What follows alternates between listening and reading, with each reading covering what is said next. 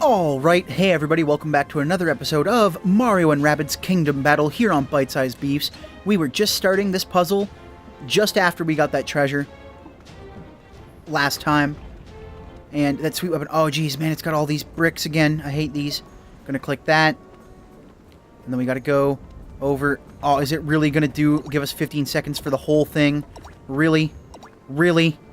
Giving us 15 seconds for that whole thing? Come on, man. That's not fair. Now I gotta do it all like 3 times because I need to learn the pattern of where everything spawns. Because you're a jerk. Like that. Be jerking me up like, oh, come on. No, can't go that way. I did the same... I did the same thing I did last time. Oh, yeah, there we go. We got it. Oh, whew. That was close. I thought we had to go back and hit the red button again. So what do we got here? Oh, well worth it. Well worth it. So tasty. So clean. And we've got this treasure here as well that we ran past immediately. RKO details. The museum artwork. Fantastic. What do we got here? Ah, there's the button for the challenge. So we're going to pop right in here. I know we ran past it on the end of the last episode, but last episode was running long. So... oh, here we go. We got some of this weird... gotta push block stuff here now. Push it. Push it real good. Push it. Oh, hold on. Hold on. Hold on. Come on. No, no, no. Go. There we go. The perspective is weird. Yes. Yes. Get those coins. Get those coins. Push it. Push it. No. Oh, geez. We have to go. We have to do this. Oh, man. I don't think we're gonna make this one, guys. Hold on. Oh, wait. No, yeah. We can do this. 2, 1. Yes! Oh! Did that hit 0? I'm gonna play that back in slow-mo to see if that counter even hit 0.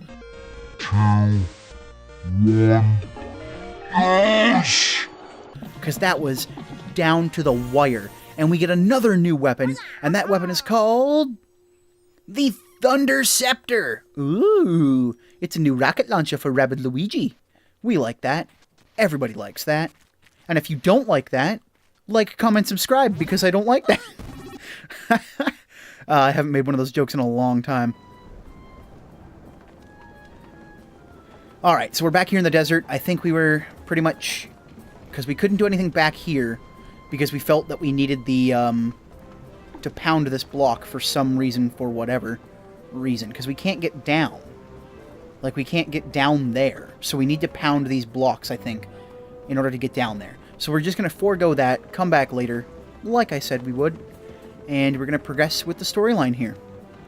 Although, we do have quite a bit of power orbs. I might check to see if we can't get some sweet upgrades. Maybe. Maybe. Nope, that's to the puzzle. So this must be to the progression. Yes, because there's the arrow. Good job, arrow. Oh, wait, hold on. What's this now? Oh. Oh, is this a Bowser head? Oh, no, it's a dragon head. Even though it's fossilized, it still gives me the creeps. Let's pass through quickly. Or just hang out. Oh, I hope it doesn't close and, like, shatter the bridge after we cross over number 7. Let's go to Chapter 7. Oh, that's a big booty. Look at that. That's a big old rabbit booty. Who's got the Boba Fett helmet almost? It's a stormtrooper. I wonder if there actually is a stormtrooper rabbit, now that I think about it. So we got some... oh, some coins. 3D model of a Sandy. Nice. A 3D model of Sandy. Not Sandy Cheeks. Although I do love Sandy Cheeks. From SpongeBob, if everybody's not keeping up with me, I wasn't making a weird joke. Oh, can't get past there. Oh, hey, what are those rabbits doing? Let's check them out. Let's see, we got... oh, big turbines. Look how unsafe that is. They're not even wearing helmets. They're alright. They got cartoon logic. You can smash them in the head all you want, and they'll be fine. That's how they roll. Oh, coins! Major coins! Is this Blizzy? Yep. Haha. I knew they wouldn't be too far apart. So, what do we got here? We've got a push block puzzle, do we? So let's push it. Huh, I don't think we can recover it if we push it there. So we'll push it here, around here like this, like that. We are gonna find out. No, no, no, I did a bad. I did the thing I said I wasn't gonna do. Because I got all trigger happy. So trigger happy. Y'all don't even know how trigger happy I got. So we're going to keep pushing it. And we can't push it any further because that yellow button needs to be pushed. So where's the yellow button? But we need to get it up here. Can we push these blocks? No. Oh, here we go. Here we go. Here we go. I didn't see this. Don't worry, guys. Don't worry. I'm good at video games. I'm good at video games, you guys. Sometimes the things right in front of your face are the ones you don't see. Which is more often true than it should be. It really should. So then we can get this one back here, up past the others. Just like so. So fresh, so clean, everything's working out, everything's coming up Rabbids. I mean, if the game would, you know, actually trigger where I want it to go instead of being kind of a jerk. Can I go back? I guess I have to push this there, then that there, and then no? No, did I just pooch it? No, I didn't pooch it, did I? Guys, I didn't, did I? No, I didn't. There's no way I pooched this. I can't pooch this. And in case everybody's wondering, the term pooched refers to screwing something up so bad that it can't be fixed. It comes from the root of screwed the pooch, but that's from some weird place in Canada called, like, Newfoundland. Even we Canadians don't talk about that place too much.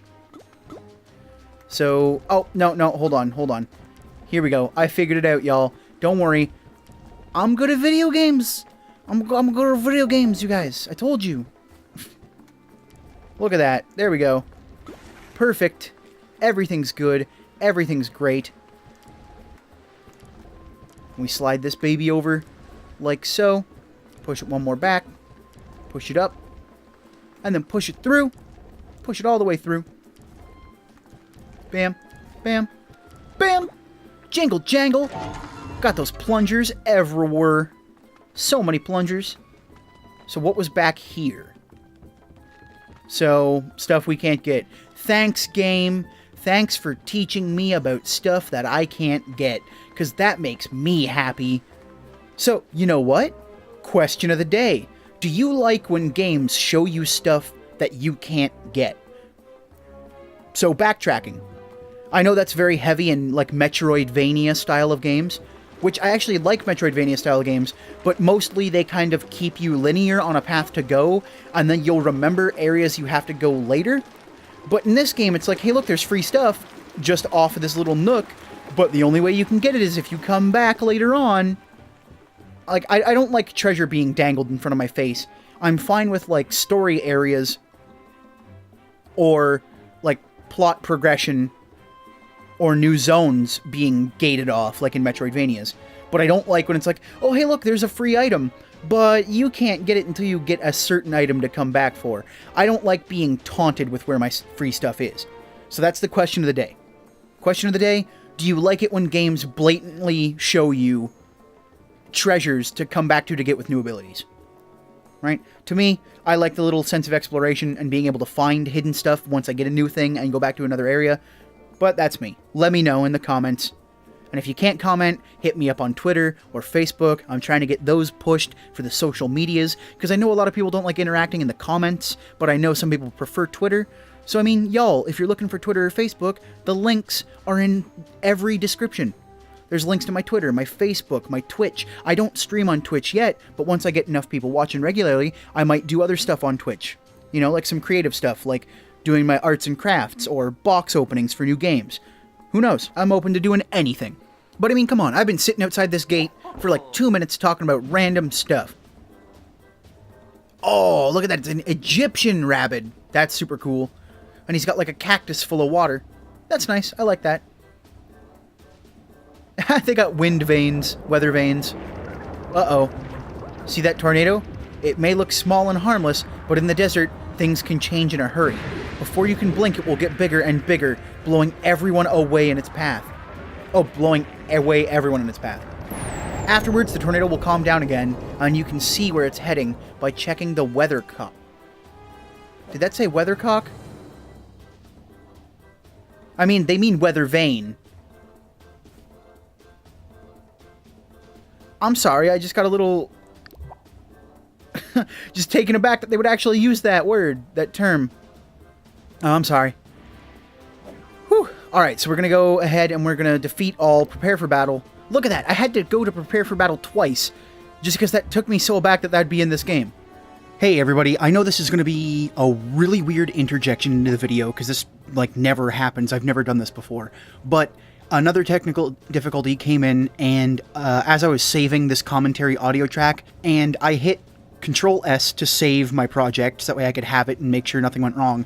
And as the program was finishing the save file, it crashed. So I lost all of my commentary from here on, so I've decided to just continue on the episode with kind of like a story time-esque thing. So I've got some stuff I'd like to talk to you guys about just in general, and I figured this would be a perfect time to bring up all these topics. So I don't know if many of you know this little tidbit about Mario and Rabbids, but a lot of the music is done by the composer Grant Kirkhope, who you might have heard around before in games like Donkey Kong 64, or Banjo-Kazooie and Banjo-Tooie, or even more recently with the Kickstarter game A Hat in Time. He did do some of the music for there. Now, I don't know if some of his tracks made it into the final version, like the commercially released version, or something happened, but I didn't hear any Grant Kirkhope music, plus I checked the tracks on the soundtrack that you can download, and I didn't see anything credited to Grant Kirkhope, so I can't say for certain if the final copy of A Hat in Time has anything Grant Kirkhope in it, but certainly the music does sound very Grant Kirkhope inspired at the least. So that was a very cool thing that I had learned when I was doing the Kickstarter for A Hat in Time, was that they would be paying Grant Kirkhope to do a bunch of different songs for the game. And they actually had so many stretch goals at that point, their last remaining like stretch goal was for every certain amount, they would ask Grant Kirkhope, or pay him, rather, to do another song for the game. So that was like a really interesting, cool little thing about how, I don't know, because I just love Grant Kirkhope's music, and I like how he's connected to all these games that I love. And I think it's because the way his music is, it's very cartoony, it's very, like, whimsical, and it has this nature to it that just, I don't want to say that it just sings the song of adventure to me, but when I hear his music, I know I'm going to be in for a good time, and I don't know why that is, but I guess if I had to put my finger on it and make a decisive thing, it's that his music helps create a very specific atmosphere in the gaming world, right? That's just it for me. I mean, I don't know if you guys, like, do you guys like Grant Kirkhope? Like, have you played some of his games? Also, right then, just a bunch of burn happened. That grenade was terrible. I remember that happening. That sucked so bad. But, yeah, so do you guys like Grant Kirkhope's music? Did you ever play Banjo-Kazooie, Banjo-Tooie, or even A Hat in Time, or even Mario and Rabbids? Like, what do you think of his music? There's probably also not going to be a formal question of the day in these episodes, because I'm probably just going to be asking you guys a bunch of questions. So if you're hearing this first, go ahead and you can, I don't know, you can comment individually each time to answer each one, or you can just make a reply thread to yourself answering them all, or do whatever. But if you want to answer them all, go ahead and answer them all. If you only want to answer a couple, do that. I don't mind, but I probably will be asking you guys a bunch of silly questions like, what do you think of Grant Kirkhope? Or what was your game of 2017? Which is actually another thing that I have written down here that I'd like to discuss. Because, as of today, it's January 1st. Happy New Year, y'all. I mean, this is technically a day late, but hey, boo! I'll put up a little party-making noise, get the confetti up in there. Yeah, woo! Brrr. So, what was your guys' games of 2017? Now, this isn't the absolute best, but it was just like, what games did you have fun with in 2017? And, it's kind of a weird list for me, because my favorite game of 2017, hands down, was Cuphead. Only because it was a cartoon I could play. And it's just this weird thing, because I've loved cartoons, even old-style cartoons like Bugs Bunny and the old... I love rewatching like the old Felix the Cats just to see the style. They're not necessarily entertaining to me anymore at my age, but I love recognizing where all this came from, and just seeing how, like, the slight imperfections in their hand-drawn animation give it that special sort of... I don't want to say realistic feel, but it makes it feel like it was not produced by a computer, you know? Like that human-made, that human-crafted quality to it. Because there is something to say for, like, you know, perfectly crafted lines because a computer can calculate the perfect curve. But then again, there's also that special quality that a human hand has when it can't make a perfect curve, but it's a satisfyingly off curve. I really don't know how to explain it. I'm sure there's somewhere on the internet that explains this perfectly in words that I can't muster right now. But it is that whole sense of it's perfect because it has flaws. Actually, I think that might be what they would say, is that perfection is impossible to attain, but everything that is perfect to us inherently has flaws. There's something like that. I'm sure there's a ancient Chinese proverb or an ancient Japanese proverb that's, you know, has wisdom of roughly the same thing there. But, yeah, so my favorite game of 2017 was Cuphead because of the art style, because of the game feel. I rarely had an issue with that game, which was amazing. I mean, everything flowed so well, and I would often get caught peeking at the backgrounds or at the bosses and getting myself hit. And if you guys haven't watched the Cuphead playthrough that I've done on the channel, go ahead and do that. Or if you've watched it on somebody else's channel, awesome. You know, what did you think of Cuphead? Did you think it was mighty fine? That oh, hold on. This is the background to like all of the ancient Egyptian Rabbids and the prophecy of like how Spawny came down and was captured by Baby Bowser. And it's like the prophecy that's happening right now. Not Baby Bowser, Bowser Jr. Different people, right? So, yeah, I mean, and that's... Oh, I accidentally clicked it again here. Oh, silly me. So, but yeah, Cuphead had that weird nature to it. And if you've already seen it, or if you haven't seen it, I don't know, just go watch it again. Just find maybe like a speed run of all the bosses perfect and just watch how satisfying it is to watch it. Because it'll be like watching a cartoon. And I think that's why it might have not been like the best game ever crafted, because it certainly wasn't deep. It was literally just run and gun, or, you know, shoot the boss till it dies. It wasn't inherently deep as a game. It didn't have like a lore, like a huge lore, or multiple endings, or, you know, and by multiple endings I mean like 7, 8, 9 endings, because your choices in the game matter. So that was just that, it hit the right spot for me, is I guess what I'm trying to say with Cuphead, is it looked amazing, and it felt amazing, and that's pretty much all I want in a game, is I want it to look good, and I want it to feel good, right? I want the gameplay feel to be good. And when I say I want, just because I like to quantify this with, no, qualify, yeah, I like to qualify this as my belief, because I don't believe that graphical prowess makes a game beautiful. In fact, a lot of the games that tote these gritty, realistic graphics, I don't enjoy because they look ugly. They're all brown and gray, and they're, you know, if I wanted realism, I'd go outside. Mushroom Boys! And some sweet music right there. But if I wanted, like, realism, I'd go out and do things in life, right? But even then, there's still more color in life than in a lot of these games. But a lot of these games are taking life at a time where it is supposed to be dark and bleak for mood and atmosphere, but that gets boring, like it really, really does. So I like games that have artistic style, you know, which is probably why I'm more drawn to things with color and that have things that pop and capture my interest. Because I'm just super sick of all the browns and grays and like gritty realism. But then again, that also reflects in my choice of entertainment too. Cartoons are a very big part of my life, and they always have been. In fact, I love cartoons a lot. I try and keep up with certain YouTube channels here on YouTube. I shouldn't have said that, but I try and keep up with certain channels that will help me figure out what kind of cartoons are coming out in the world, because I live in Canada. If that you don't know that, ooh, big surprise, I'm Canadian, eh? Oh, and sorry, I got an accent and can talk like this. I actually do a normal one, eh? But, yeah, so I keep up with the American channels so that way I can figure out what cartoons are coming out, because we don't get to know that here in Canada. They don't tell us that these are coming out in Canada because they either haven't been approved for airtime in Canada, or they're never going to be approved for airtime in Canada, so I can never see them other than to find them on, like if the channel has a service provider, right? Like a Verve or a Crunchyroll or something like that. right? Or a Netflix even. Netflix has been great for me. I've been able to get, like, the Voltron, the new Voltron. I actually kind of like the new Voltron. I know a lot of people aren't liking it, but I like it for what it is. And if you're into cartoons, let me throw you a couple good cartoon things off Netflix. Legend Quest. Legend Quest was great. Go watch Legend Quest. If you like world folklore and also like a little bit of a Gravity Falls-esque feel, go watch Legend Quest. Now, I say a little of Gravity Falls-esque feel because it's just got that hint of mystery.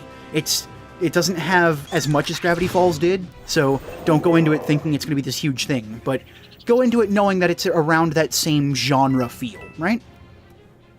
And let's see, what else have I been watching on Netflix? Oh, jeez. I think I watched some good animated movies. I've toted The Book of Life before on a few episodes. Go watch The Book of Life. I actually just recently rewatched that because I mentioned it in an episode, and I'm like, man, I want to rewatch that again because it's a beautiful movie.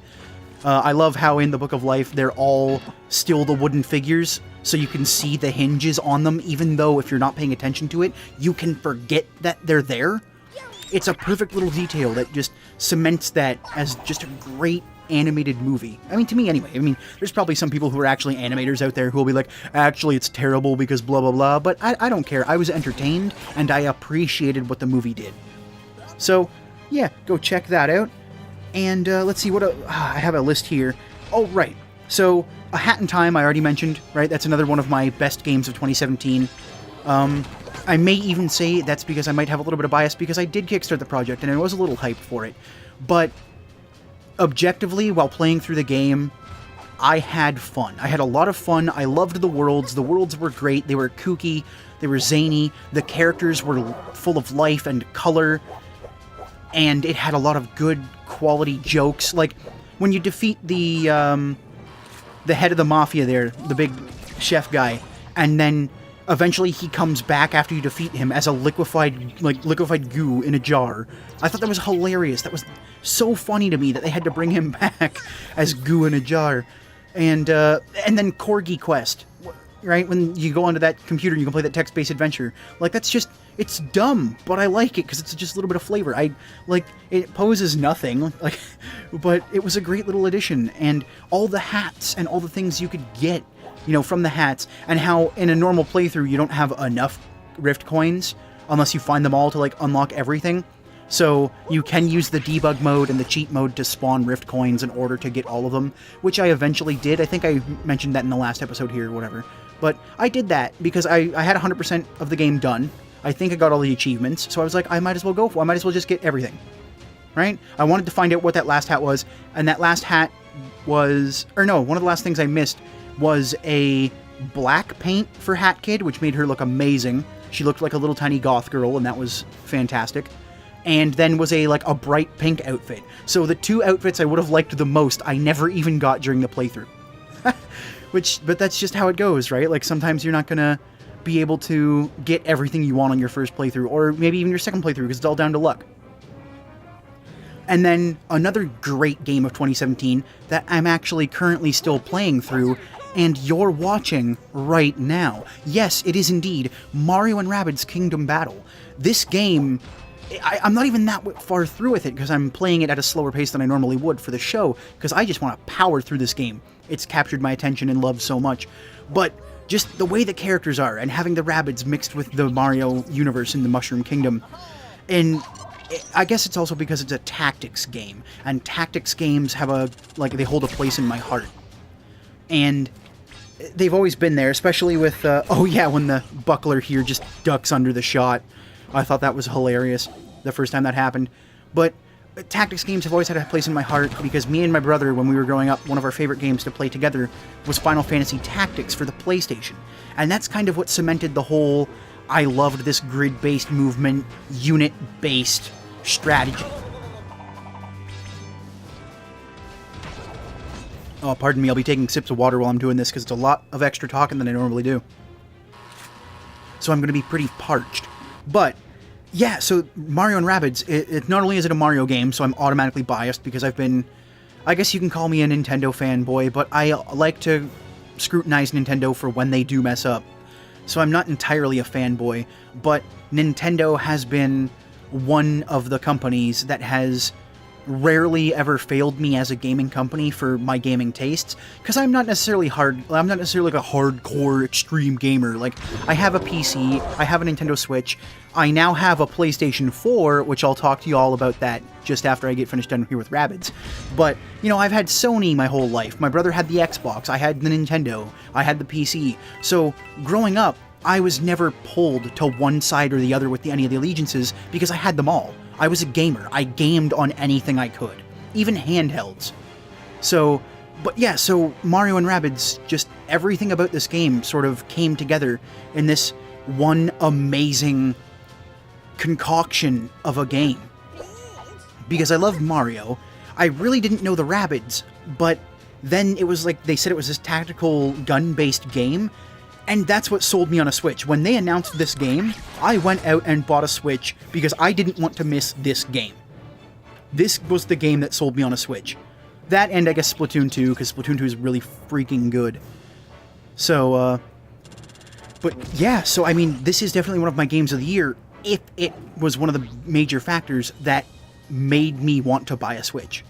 And to be honest, I haven't really played many games this year, you know, in total, because it was a slow year. I graduated college earlier in the year, and then I didn't really have much to go for with, you know, making the YouTube channel a bit after that, so it took me a few months to pick up everything and get sorted.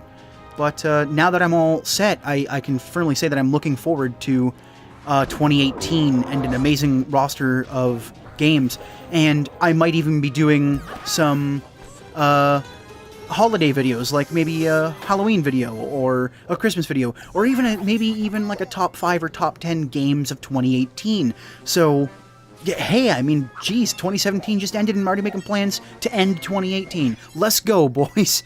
Let's go, boys and girls. Everybody, let's go. Right?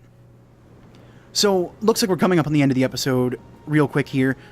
So, I'm going to end this story time. I know I hinted at the PlayStation 4, so y'all are going to have to tune in next episode for when I'm going to tell you the story about the PlayStation 4 and how I got it and all this cool stuff. Well, I mean, you already know how I got it. I purchased it. But I'm just going to tell you about the stuff about the PlayStation 4 that I got over the holiday and some other stories here. So I'll give you a little taste of what I got written down on my sheets here.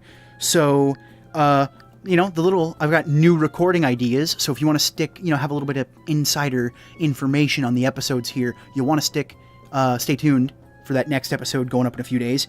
And also some other Kickstarter board games and some other high-tier, like high-production quality board games that were limited run and numbered. So if y'all want to hear about some cool board games that I have kicking around that I'd like to talk about, then you're going to have to tune in for You're going to have to tune in for the next episode. So I will see you all next time for another episode and another story time with me here on Bite Size Biifs. Take care, everybody.